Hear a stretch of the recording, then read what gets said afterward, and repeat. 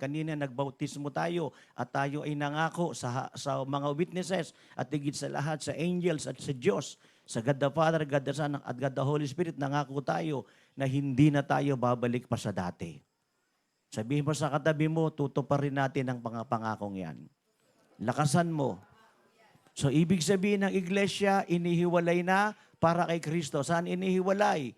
Sa jowa mong unbeliever. Inihiwalay ka na sa bisyo at kasalanan. Napag-aralan natin Roma 12 at 1:2, tama? Napag-aralan natin 2 Corinthians 6:14-17. Okay lang na makisama, huwag makisama. Unbeliever yan, saan ka dadalhin yan? Kung asawa mo yan, wala ka na magagawa. Asawa mo na yan. Pero kasintahan mo pa lang yan, cast out mo na muna yan. May tao pa ho ba rito? Or else, ikaw ang ika-cast out ni God sa impyerno. Ganun yun eh. No? So ngayon, kinakailangan magtayo tayo ng buhay na iglesia. Pakisabi, buhay na iglesia. Yan. So makikita natin sa Colossians, lista na lang, lista, hindi ko na babasahin pa. Colossians 1:13-14, lista na lang. Colossians 1:13-14, hindi ko na babasahin pa, ilista mo. Kaya nga sinasabi ko sa iyo, magdala ka ng notebook. No? Magdala ka ng notebook, very essential yan. Colossians 1:13-14, hindi ko na babasahin pa. Okay? So, ang ibig sabihin ng Colossians 1:13-14, mula sa kadiliman, dinala sa kaliwanagan. Mula kay Satan, dinala sa Diyos. Mula sa kaharian ni Satan, dinala sa kaharian ni Jesus. From kingdom of darkness, kingdom of Satan, into the kingdom of light, into the kingdom of Jesus. Sabihin mo, I'm glad to be a part of the kingdom. Yun. 2 Corinthians chapter 1, verse 22. Yun din ang sinasabi sa aklat ng 2 Corinthians 1:22, no? Na tayo ay naging templo ng banal na Espiritu. Pakisabi, templo ng banal na Espiritu. Naging tirahan ng Diyos, naging church ng Diyos, temple church, bahay ng Diyos, tirahan ng Diyos, a dwelling place of God. No? 1 Corinthians 3:16-17. 1 Corinthians 3:16-17. Yan, sulat. 1 Corinthians 3:16-17, no? Bago kayo aalis sa lugar na ito, ipapasa nyo yung mga notebook ninyo. Walang biruan. Kung gusto mong magbiro, hindi ako nagbibiro. Ipapasa mo yan, checkan yan. No? Glory to God, yan. Sino ang mag-check? Si Sister Roxy, yung bantay dito. Pag wala ka notebook, iiwan ka rito.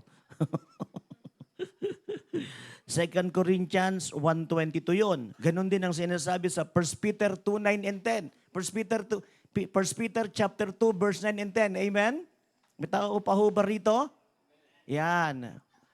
Nung hindi ka pa born again, hindi ka pa church ni Christ, hindi ka pa temple ni Christ, hindi ka pa anak ng Diyos, hindi ka pa lingkod ng Diyos, hindi ka nakapagbibigay ng kalawalatian sa Diyos. Di ba? Hindi ka nakapagbibigay ng kalawalatian sa Diyos kasi nagmumura ka.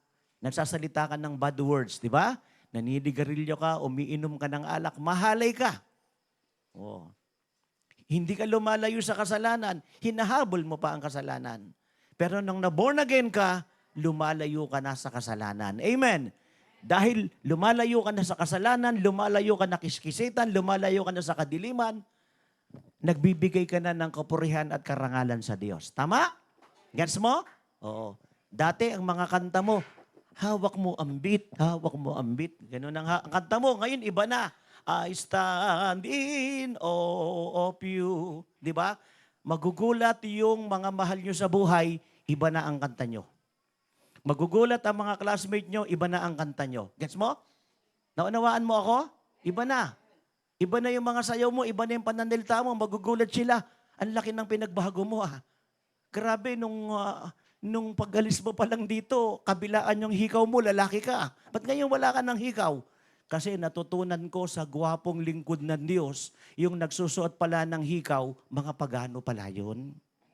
Mga Midianita at mga Ismaelite pala yun. Hindi pala Israelita yun. Ang mga Israelita is chosen. Mga Midianites, mga Ismaelites pala yun. Yun ay pagsamba rin nila sa Diyos-Diyosan. Inalis ko na, hinubad ko na. At pumalakpak yung mga naghubad ng hikaw. Malakas! Pumalakpak yung mga binitawan na yung mga bisyo at kasalanan. Makikita nilang ang laki na ng pinagbago mo. Totoo. Ang laki na. 1 Peter 2:9 and 10. Nakapagbibigay ka na ng kalawalitan sa Diyos, magugulat sila, pre, tagay ka. Sorry, hindi na ako tumatagay eh. Pre, ba't di ka na nagmumura, di ka na ninigar, di ka na umiinom ng alak? O bakit hindi ka na utangero, tutangera? Nakikiusap ako sa inyo, kung may utang kayo, pakibayaran ninyo. Hindi ako nagbibiro. At kung sakasakali hindi mo babayaran, humingi ka ng tawad, patawarin ka. Pag hindi ka pa natawad, hulug-hulugan mo. Sabi nga nila sa kanta, ang utang dapat bayaran nang ikaw ay mapagkatiwalaan. Kanta na sa libutan yun. Oh, di ba? Lalo na kung mga kapwa mo kapatiran sa Panginoon, utangan mo, hindi mo binabayaran, bad yun. Hindi tama yun. May tao pa ho ba rito? Oo. Kaya yung mga hindi pa nagbabayad, may utang kayo. Hindi, joke lang. Hindi bali, kahit di naman kayo nakabayad, ang dami nyo na mga nabili sa tinda ni Aling Evelyn. Tama ba rito? Gusto nyo palakpakan ng Lord? 1 Peter 2:9 and 10 yun. 1 Peter 2:9 and 10 yun, ha? Na dati hindi ka nakapagbigay ng kalawalatian sa Diyos. Ngayon, ikaw ay nakapagbibigay na ng kalawalatian sa Diyos, nagbibigay na ng karangalan sa Diyos. Amen. Yun. So dahil ikaw ngayon ay nakapagbibigay na ng karangalan sa Diyos, you are now a church. You are now a living church. Dahil living church ka na ngayon, pagbalik nyo sa bahay ninyo, saan mga ipupunta, itayo ninyo ang living church. Paano kayo makakapagpatayo ng living church? Yung mga mahal nyo sa buhay na hindi born again, backslider, malamig. Maaring sila yung nagdala sa inyo sa Panginoon nung una, pero ngayon ang lamig na nila. Yung nagdala sa akin sa Panginoon, backslider ngayon. Totoo po, backslider siya ngayon. Oh, siya yung nagdala sa akin sa Lord. At yung nagpa-follow up sa akin noon, backslider siya ngayon. So yung isa napapalo up ko, yung isa hindi ko na napapalo up. So maaring may mahal ka sa buhay na dinala ka kay Kristo, pero ang lamig niya ngayon. O maaring backslide siya. Maaring naliligaw at nalili siya lang landas. Sabihin mo sa katabi mo, buhayin mo siya. Yung mga classmate mong unbeliever, hindi born again, no, backslide, yung compromise worldly, buhayin mo siya. Sabihin mo sa katabi mo, buhayin mo siya. So put up a living church. Magliligtas ka ng hindi ligtas at yung mga hindi paligtas na nag-backslide, ililigtas mo. Amen? Yung mga malalamig, yung mga lukewarm, yung sinasabi ng Bible na isusukan ng Diyos. Dinadala na ako ni Sister Darilyn, salamat sa buhay niya, dinadala niya ako ng mainit na tubig para makainom ako ng kape at ng chocolate. Pero maya-maya, dahil malakas ang hangin, lumalamig na. Sabi ko, Sister Darlene, dala mo uli ako na mas mainit pa kasi malamig na ito. So pag umiinom ka ng kape, hindi maganda ang mga lukewarm, di ba? Kaya sabi ng Biblia, yung mga lukewarm ay isusukan ng Diyos. Hindi papasok sa langit, hindi mararapture ang mga malalamig na Kristiyano. Amen? Lahat ng mga hindi naglilingkod sa Diyos, hindi nagdadala ng kaluluwa, hindi papasok ng langit yan. May tao pa ba rito? Hindi buhay yan eh. So plant a living church. Pakisabi, put up a living church. Ayan. Taas nga ang kamay ng mga buhay na iglesia rito. Taas nga ang kamay. Ayan. Purihin ang pangalan ng Panginoon. So ngayon, makikita natin sa aklat ng 2 Korinto, mabilisan lang ito, 2 Korinto chapter 6 verse 1 and 2. 2 Korinto 6, 1 and 2. Lista. Yamang kami magkakasama sa gawain ng Diyos. Nakikiusap kami sa inyo na huwag ninyong sayangin ang kagandahang loob na ibinibigay sa inyo ng Diyos. Nandito ba kayo?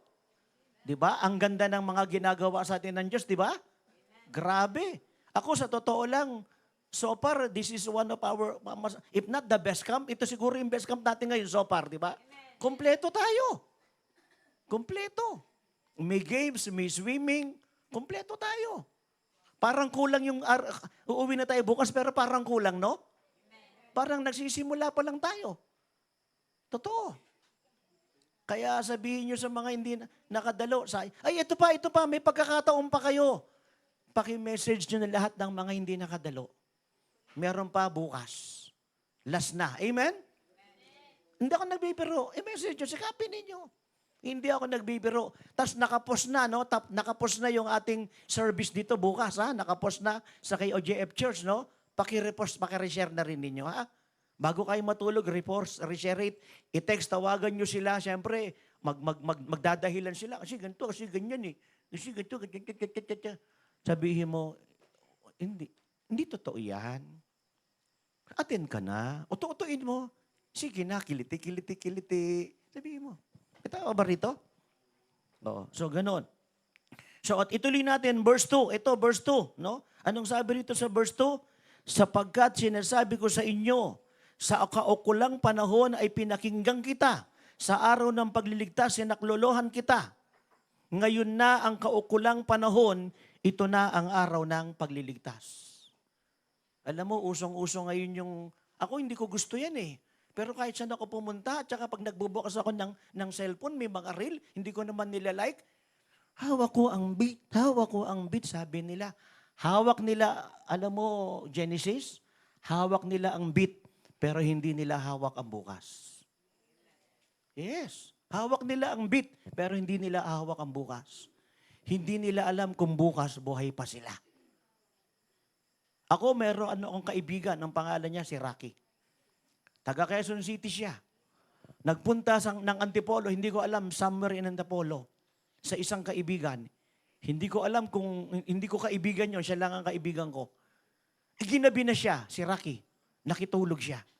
Alam mo bang si Rocky, ibinalik sa Quezon City, patay na. This is true. Nabangungot si Rocky sa bahay ng isang kaibigan niya in Antipolo. Ginabi lang. Binungungot, patay. Si Rico yan, natulog lang, binangungot, patay. Si Marquisielo, sikat, kinabukasan, patay. Oh. Ang dami niya na. Si Daboy, si Rudy Fernandez, patay. FPJ, patay. Oh. Hindi mo alam kung bukas buhay ka pa. Hindi mo alam. Baka mamaya, mabangungutin ka, hindi ako nagbibiro. Kaya mag-pray ka muna. At sabihin mong, Lord, patawad. Hindi mo alam kung bukas buhay ka pa. Oh. Alam mo, di ba, kinuwento ko nga sa inyo, nag-aaral ako sa Samson Colleges, dyan sa may EDSA Cubao. Eh, yung kurso ko pang lalaki. Tapos yung mga kasama kong lalaki, nagpupunta sila sa kurso ng mga pambabae. Nang babola ng chicks. So ako, hindi naman ako bolero ng chicks, mabait ako eh. Good boy ako eh. Lalo na kung tulog. Ganon. Hindi ako nangahabol ng chicks. Ako yung hinahabol ng chicks. Kaagatin pa nga ako eh, kasi aso. So ngayon, napasama ako. This is a true story, napasama ako. Tapos nung ako napapunta ako ron, dyan sa may EDSA, sa may LRT, yung MRT, di ba? May Samsung Colleges dyan. Karal ako dyan. Dami kong pinag-aralan eh. At totoo lang. Oh. So ngayon, nung nagpunta kami sa mga kursong pambabae, biglang may isang babae na sabi sa akin, hindi ba ikaw si Ricky? Sabi ko, oo. Ako si Belen, sabi niya. Ah, oo. Kasi matagal kami din nagkita eh. Ako yung kapatid ng kaibigan mong si Noel. Ah, okay. Naalala ko na siya. Kumusta yung kaibigan kong si Noel? Sabi ko. Ito sabi niya, tingin kayo sa akin, patay na. Ha? Bakit? Paano? Anyway, kasi nung mga panahon namin, uso pa nun yung sayawan. Ewan ko sa inyo ngayon kung uso pa yun, hindi na yata. At saka lalo na sa mga probinsya. Kahit hindi probinsya, uso yung sayawan. Na kapag merong mga pabarangay, papista, uso yung sayawan.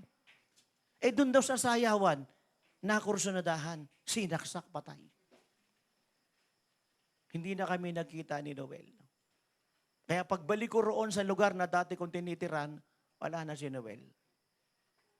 Kapatid, ganyan ang buhay. Hawak nila ang beat pero hindi nila hawak ang bukas. Kaya ang sabi ng Bible, ngayon na kita nililigtas. Ngayon na kita sinasakluhan, huwag mo nang sayangin pa. Hindi nagkataong nakikinig at nanonood ka ngayon. Hindi nagkataong din nila karito ng Diyos sa ganitong camp. Kasi mahal ka ng Panginoon, gusto ng Diyos na iligtas ka. Masaya ka sa alak, sigarilyo, drugs, marijuana, pambababae, panlalalaki. Masaya ka riyan, pero impyerno ang pupuntahan mo dyan. May tao pa ho ba rito? Kaya ang sabi ng Lord, ngayon na ang araw ng kaligtasan, huwag mo nang sayangin. Maaaring bukas ay huli na ang lahat. Kung hindi mo pa totohanang isinorender ang buhay mo ngayon sa... Ito, tapatan tayo, yung mga nakikinig at nanonood. Kung hindi mo pa totoong sinorender ang buhay mo sa Diyos, pagkakataon mo na. At kayong lahat na dumalo ng camp ngayon, kung hindi mo pa sinorender ang buhay mo sa Diyos, huwag mong patapusin ang gabing ito na hindi ka papasok ng langit. Kinasabi ko sa iyo. No? Sayang, kasi binibigay sa iyo ng libre. No? Alam mo, yung kamatayan ni Cristo sa Kalbaryo, grabe yun. Way of suffering, via dolorosa. Pero alam mo ba yung sakripisyo ni Cristo, kaligtasan natin? Grabe, kaligtasan natin. Ang tanong ko sa inyo, kumakain ba kayo 3 times a day dito? Nagluluto kayo? O, isipin may nagluto para sa inyo. O. Kasi may pera pa yung merienda. O. May nagluluto para sa inyo. Hindi ba kayo masaya? Kumakain ka ng social ka. Sabi mo sa katabi mo, social ka. Feeling king and queen ka. May tagaluto ka. Oh. So, mga minamahal, hanggang may oras pa. Kaya alam mo ang ginawa ni Kristo? Sabi niya sa John chapter 4 verse 4, dadaan ako ng Samaria. Bakit siya kinakailangan dumaan ng Samaria? John chapter 4 verse 4. Kasi gusto niyang iligtas ang buong Samaria. Not just the Samaritan woman, but the whole Samaria. At naligtas nga niya ang buong Samaria sa pamamagitan lang ng isang babae, the Samaritan woman. Tumingin kayo sa akin.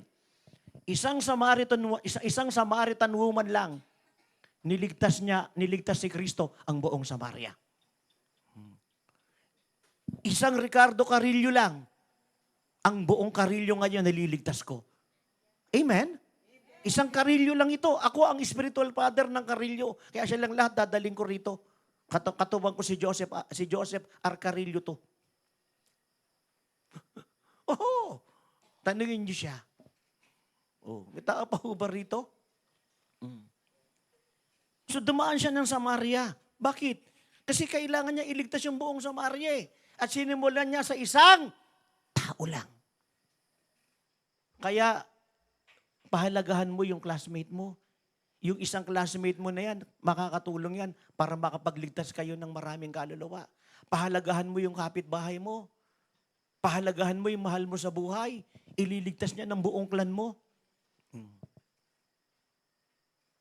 Merong pastora Neri ngayon. Sino nagligtas sa kanya? Ako. Backslider yan eh. Backslider yan. Listener ng radio yan eh. Backslider yan. Nagtatrabaho yan kay Concepcion. Tagalaban ng brief ni Concepcion. This is a true story. Napakinggan niya ako sa programang ito, ang sabi ng Panginoon, nakabalik. Oh. Kaya nung nakabalik siya, magpasalamat ka, nakabalik ka uli sa akin. Kung hindi ka pa bumalik sa akin, patay ka na. Hindi ako nagbibiro. At wala akong planong magbiro, wala akong planong manguto. Kaya ang maraming hindi natutuwa sa akin kasi direkta ako magsalita eh. O, di ba? O. Backslider yan, si Pastora Neri, hindi yan pastora. Ako nag-train dyan. Kinrain ko yan, hinubog ko yan. Pinatira ko sa akin yan. Kinupkup ko yan, inampong ko yan. O. Backslider yan, tagalaban ng brief ni Concepcion. Nakarinig ng programang ito ang sabi ng Panginoon. O. Sino pa? Si Nanay Cora. Oh, mananahi doon sa Makati. Nakarinig ng programa ito ang sabi niya, yan na si Nanay Cora. Oh. Dinala pa si Darilyn. Dinala pa si Genesis. Tapos si Genesis, dadalhin niya buong lipit. Buong ang kanila. Pati classmate nila. Hindi ako nagbibiro at wala akong plano magbiro. Isang Samaritan woman lang, dinala ni Kristo ang buong Samaria. Oh. Bakit? Hindi nagtangi si Kristo eh. Babae yun. At alam mo bang siya ang babaeng nakalima ng asawa. Papalit-palit. Ikaw, ilan na yung boyfriend mong papalit-palit? Kita mo si Edo Manzano ngayon, iba na naman ang girlfriend niya. CEO daw ng isang kumpanya. Hindi ba si Pai Picachi lang na nakaraan ng girlfriend niya? Kaya hindi ako natutuwa sa maraming born-again Christian, lalo na leader, lalo na mga ngaral, kung magpalit ka ng kasintahan, akala mo cellphone lang, akala mo damit lang. And that is not maturity. Oh. Katatapos mo lang sa isa, may bago ka na naman. Tapos naghiwalay na naman kayo ngayon. Sabi ng Lord, dali mo rito asawa mo. Wala akong asawa eh. O nakaliwa ka na kasing kalibin. Alam mo ba, walang satisfaction sa kanina bang babae at lalaki. Na kay Lord lang. At kapag yung babaeng yan, lalaking yan, bigay ni Lord, masaya kayo kasama mo sa ministry yan. Walang sumasagot, walang pumapalakpak. Hindi ka masaya, Pastora Tonet, kasi hindi mo kasama asawa mo eh. Alam mo yung asawa nito yung, sabi ko nga kay Becca, alam mo Becca, yung tatay mo, pinalo up ko yan kahit saan magpunta, witness ka. Kahit nasa sugalan yan, pinapalo up ko yan. Totoo. Nag-post nga sa Facebook niya nung kumakanta siya ng sanlibutan. May kasama pang mga babae. May message ko nga eh. Pwede ka namang mag-follow up na hindi ka pupunta. I-message mo lang sa Facebook eh. I-messenger mo lang, i-chat mo lang, nakapag-follow up ka na eh. O di ba? E tama ba rito? Kaya pag napangasawa mo, wala sa Panginoon, hindi ka masaya. E tama ba rito? Kaya sabi nga ni Ate Merce, yung asawa mo, dalhin mo sa Panginoon. Hello? Walang sumasagot. Oh. So, purihin ang pangalan ng At kung ikaw ay talagang tinawag para makapag-asawa, hindi ka naman pare, hindi ka naman madre, makakasama mo yan sa KOJF. Amen? Ang hina naman ng amen mo. At tuloy-tuloy tayo sa pagliligtas ng buong mundo. Amen? John chapter 4 yun ha. John chapter 4 yun ha. Hindi ko na babasahin, no? Sabi ng babaeng Samaritana, bakit niyo ako kinakausap? Babae ako. Ano kung babae ka? Kailangan mo ng kaligtasan eh. Kahit nga bakla ka, kailangan mo ng kaligtasan. Kahit nga tomboy ka, kailangan mo ng kaligtasan eh. Di ba? Ito pa ho ba rito? Kahit sino ka pa, kailangan mo ng kaligtasan. Kailangan mo ng buhay na wala hanggan. Kaya kailangan kitang kausapin. Kaya kayo, tingin ka sa akin, joke, hindi ka makapagliligtas ng kaluluwa kung wala kang kakausapin. Kakausapin mo sila hindi para digahan, hindi para ligawan, kundi dadalin mo kay Kristo. Kapag hindi ka magsasalita, wala kang maliligtas, di ba? Kailangan kausapin mo sila eh, para sila maligtas eh, di ba? Hindi pwedeng, anong term yun? Nonchalant daw? Kailangan makipag-usap ka. Mahal ka ng Diyos. Iniimbitahan kita sa gawain ni Kristo.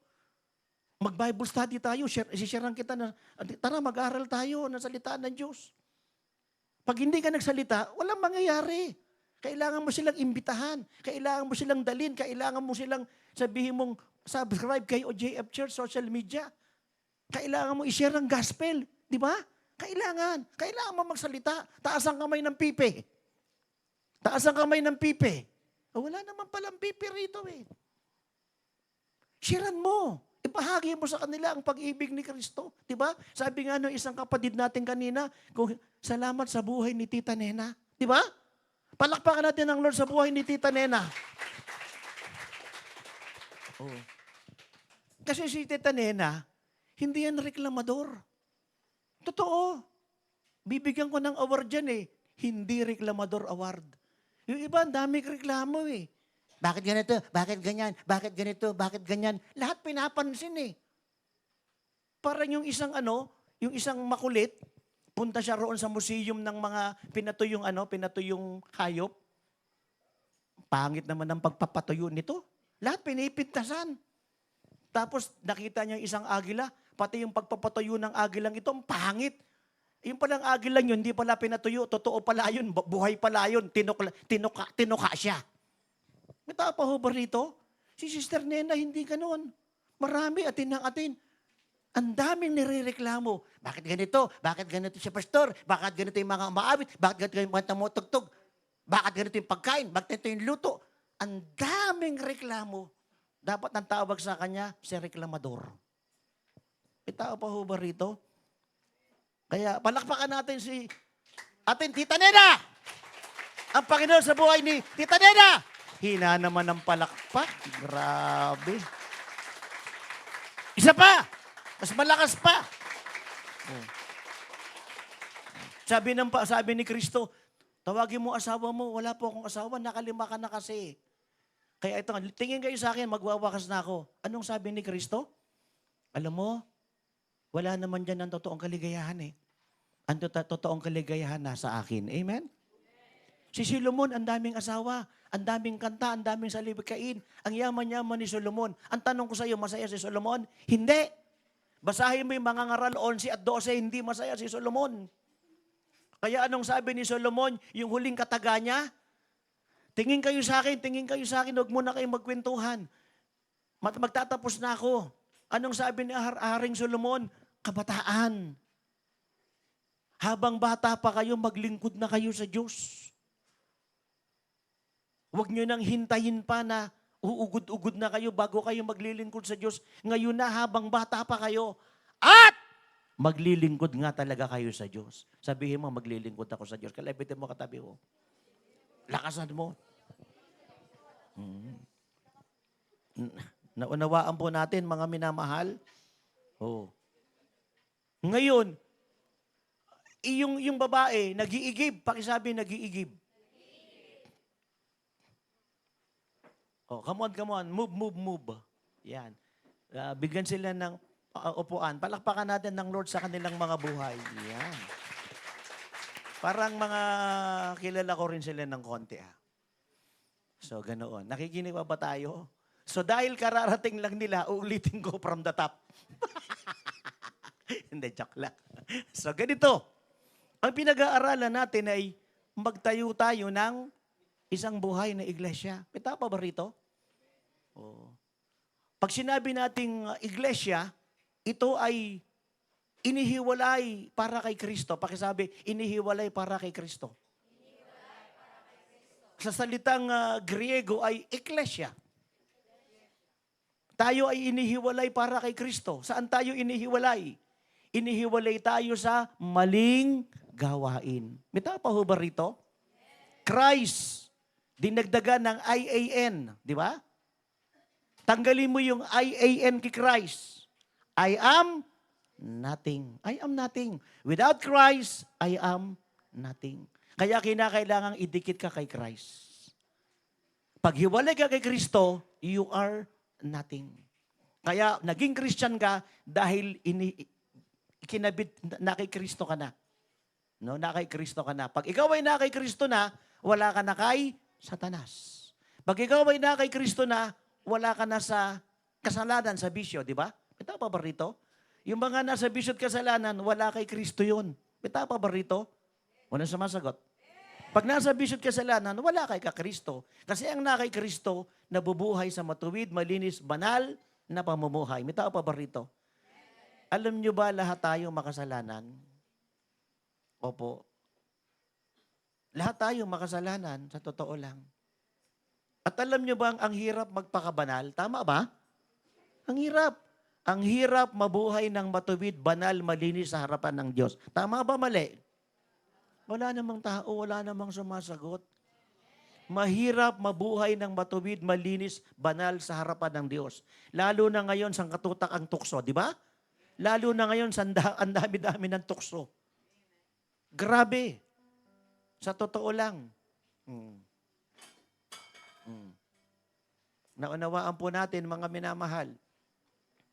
Pero, pag sinabi mong, Lord, gusto ko na pong maligtas, gusto ko na pong magbagong buhay, tutulungan ka ng Diyos.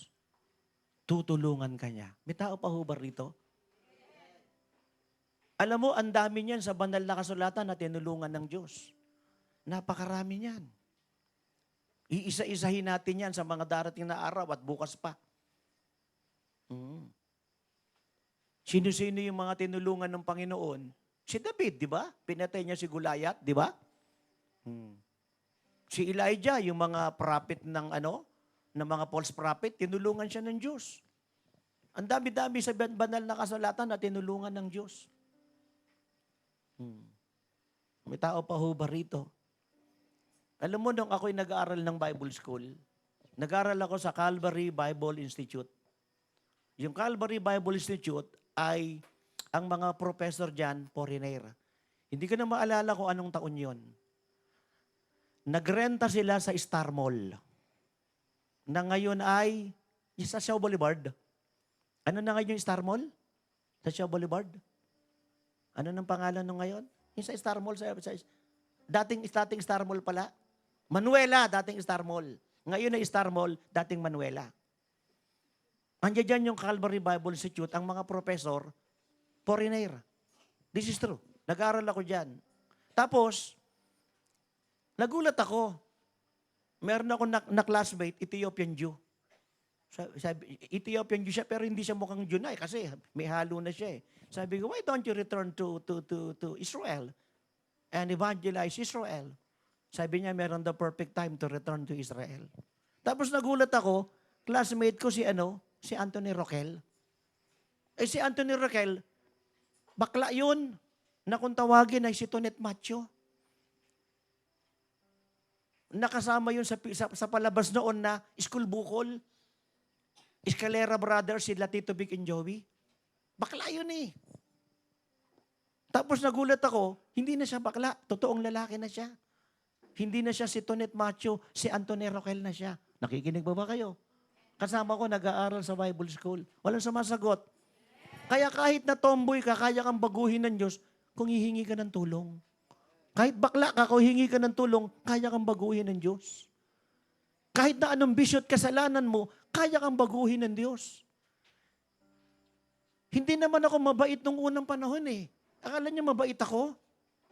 Sobra ang kulit ko, sa totoo lang. Sobra. Akala niyo lang mabait ako. Pero sobra ang kulit ko. Kaya kung meron kayo nakitang makulit, nagmana lang sa akin yan. Kasi sobrang kulit ko talaga eh. Oo. Pero yung kakulitan ko, inayos ng Diyos. Binago ng Panginoon. Ito pa ho ba rito? Kaya minsan nung nakita ako ng dati kong kaibigan, anong nangyari na sa'yo? Sabi niya. Hindi ba mga pilyo tayo? Totoo po yun.